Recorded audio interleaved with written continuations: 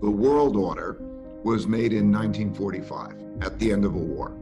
And a civil war can begin a new order inside of a country. The Chinese Civil War began their new order 1949. And so that's like a new beginning. They always come out of wars. And a war is a fight for how the system works. So we'll begin there. After the fight of how the system works, it's a great leveler. It gets rid of a lot of the debts and it starts over. And then there's a new power. In the United States, the New World Order, it was an American world order because the United States won World War II. It had 80% of the world's gold. Gold was money. It had the dominant military power. It had nuclear weapons. And because of that, we began the American world order. They carve up the world. Here are the borders. This group gets this piece and so on and so forth. And then they begin. And by the way, this has happened repeatedly throughout history. And so they start off with those new rules of the game. And you enter a period of peace and prosperity. And it's peace because nobody wants to fight the dominant power. The dominant power won. And there's a change in psychology really that you're dealing with. Because quite often, these things take place, they take a generation or more to take place, a lifetime. And the people who enter the war do so boldly. But everybody who enters the war and then goes through the war wish they never went through the war because it's so terrible. But they come out and the war is over. They want peace, they want productivity, and so on. And it's a great leveler, less wealth gaps and so on. And they work well together and they build a period of peace and prosperity that is a long period of peace and prosperity. But during that peace and prosperity, more and more prosperity takes place, and they increasingly bet on that prosperity, and people get more in debt. And so you see the debt levels rise, and you see naturally, as prosperity comes, it comes in unequal ways, and some get richer than others. And so wealth gaps rise, and then those wealth gaps increasingly create opportunity gaps because the rich people have more resources to educate their children and of them the benefits. And so that happens over a period of time while the economy gets more indebted. And of course, as time progresses, other countries also rise. Those maybe that even lost the war, like Germany and Japan, they rebuild and they become competitors. And so what was a unique power of having won the war becomes less unique as there was more competition. And then you get a new generation of people who have a different mentality. They get used to those benefits and so on. And they are, let's say, less cautious in their financial behavior and so on. And so the classic ingredient also is that that country that wins the war also has the world's reserve currency. Because, okay, you need a currency to transact internationally. It's like a language, you need a language to transact internationally. And the winner of the war gets the world's reserve currency because everybody thinks that's the most stable. And they also want to save in it. So I think there are three big forces to keep your eye on. And when you see them in their cycle, then it's clear. First, are you earning more than you are spending? I want them to look at it as the country, but the country's nothing more than the aggregate of the people. And so when you look at those three forces, I want to make sure that they're clear and you could align them up and you could see where you are. Is the country earning more than it's spending and building savings?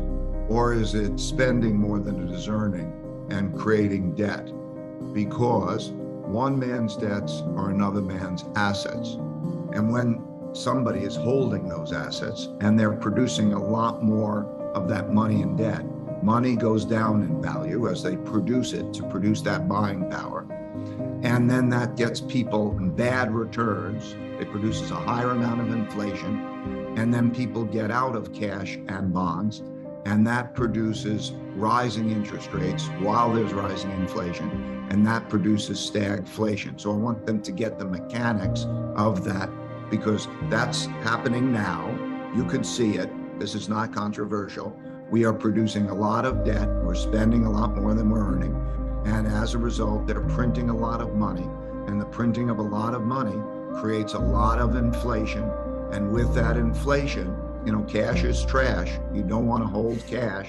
And you get out of that. and that causes rates to rise. And that's one of those three factors. So you can see it happening. The second force is the internal conflict force, how you are with each other. Are you operating cohesively, common mission, and moving in the right direction? The system working? Or are you at each other's throats? Is the system threatened? Because history's shown when the causes that people are behind are more important to them than the system is in jeopardy. And that is a risky situation. It's a risky situation because it produces disorder and it can produce a form of civil war. And at those times, when you have that, you see greater and greater polarity. In politics, it shows up at greater and greater populism of the left and populism of the right. And populists want to fight for their side. They're not moderates. Moderates want to work together to try to find a compromise that's best for the whole.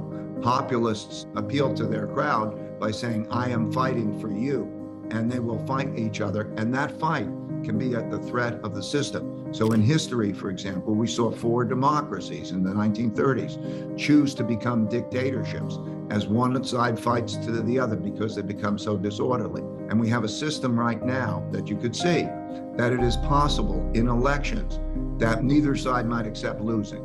And so the system becomes in jeopardy. And you see that the moderates leave the system. It can't be moderate. You have to pick a side and fight.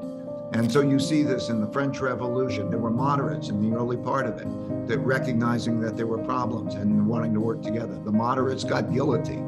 Polarity began. The same was true in the Russian Revolution. The same was true in the Chinese Revolution, the Cuban Revolution, and so on. Polarity gets greater and greater as there's a greater intensity to fight. And that is the internal piece. So that's the second force. And the third force is the rise of a great power, the geopolitical force that's going on, that we're seeing today with China and Russia and so on, and how that's changing. Because when the power of a country diminishes, when we get weaker financially, or how we are with each other, and so on, there are greater vulnerabilities. And there's always the competitive power that learns how to become stronger. Competition always happens. There's the establishment and then there's the new competition.